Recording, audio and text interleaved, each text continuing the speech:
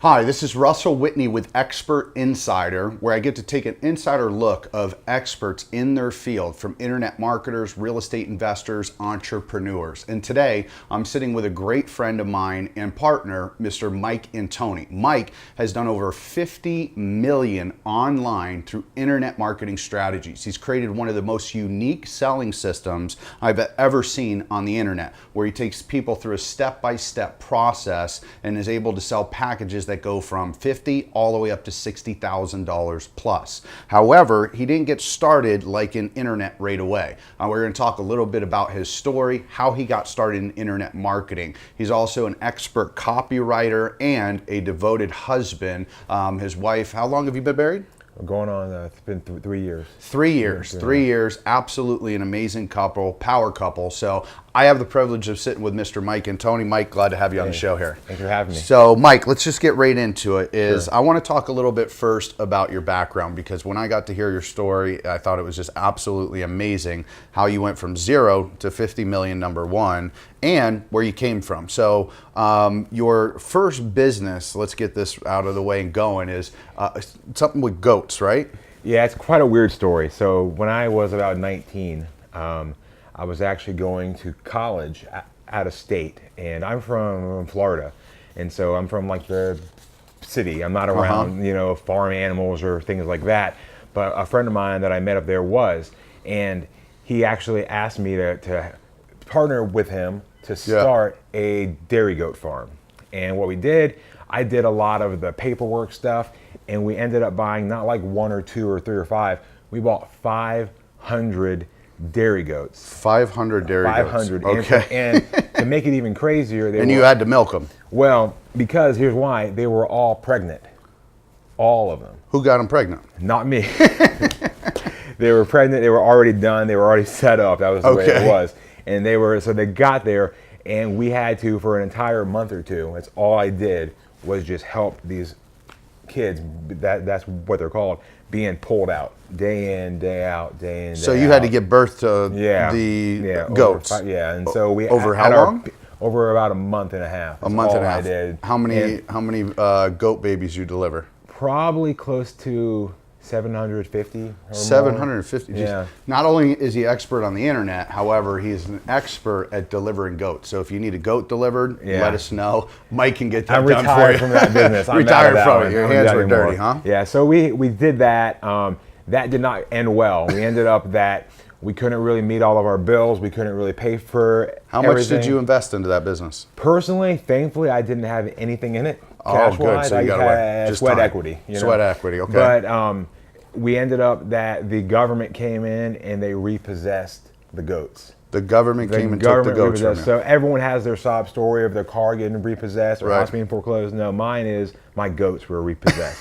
Very few people can actually say that. So I've never heard of that one before. I lost all the goats. It was a really, really rough time. What did the government do with the goats? They actually sold them at a sale barn for pennies on the dollar, because they brought them all. At our peak, we had over 1,000 total. Because of all the ones you're giving birth to. All the babies and all that, and so they just were sold for just pennies. So was there a value for, if the business was going good, did you guys see a value in each goat? Is that what your strategy was? The strategy was we were going to milk these goats and we were going to sell them to make cheese. Interesting. Milk for cheese. Oh, for goat cheese. For goat cheese. Interesting. Yeah.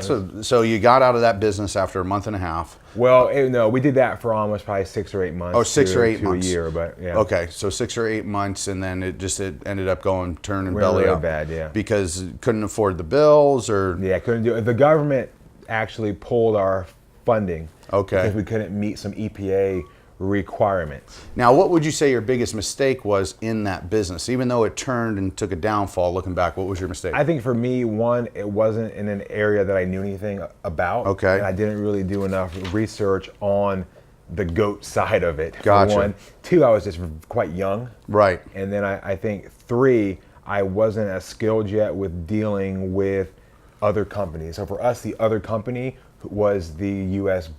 government. Because up which there is in the hard to farmland, deal with. I mean, they have a lot of regulations, guidelines you got to follow. And in the government side of things up there, it's very, very involved, because you've got to have it, because they have to subsidize quite a few things in order to help farmers. And where was this? What city? This was in Illinois, in a little small town you've never heard of, and you won't ever go there. Okay.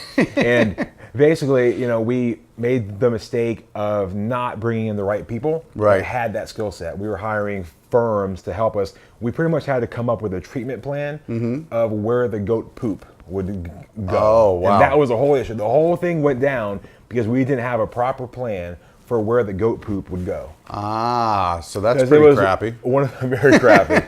One of those deals where there was like a stream down the way with like a rare fish, and the goat poop was going to hurt it, the fish. And one of those things that you didn't know about, screwed on. Right? Yeah. So I mean, I think that's one of the biggest challenges. I mean, a great story. I've never heard of anybody getting into goats, but what I heard from that was didn't have some training, education, or do the research. Just jumped into a business thinking, okay, this is what we can make, and we're good to go. And if you had some mentorship or maybe another goat farmer, it could have been better for you, right? It could have helped for sure. Okay. Having the right people. Awesome. So the next piece I'm going to get into right now is about Walmart. So you went from college, right? Started working at Walmart.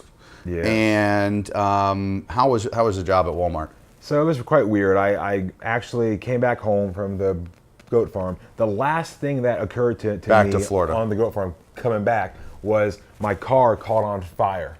Oh my gosh. With me in it. I was in the car, flames burst out.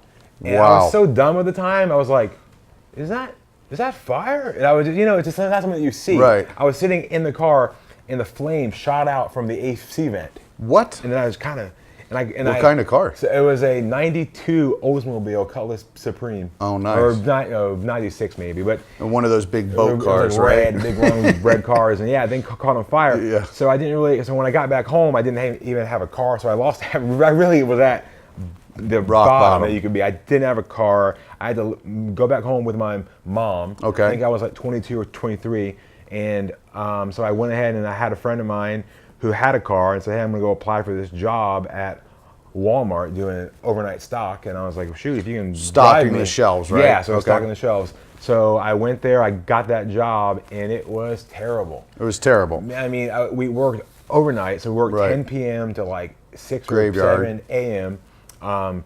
That kind of night time, you get some weird people. Right.